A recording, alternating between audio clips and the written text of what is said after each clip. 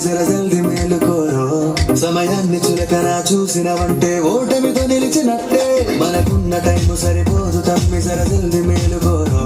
సమయాన్ని చులకన చూసినవంటే ఓటమితో నిలిచినట్టే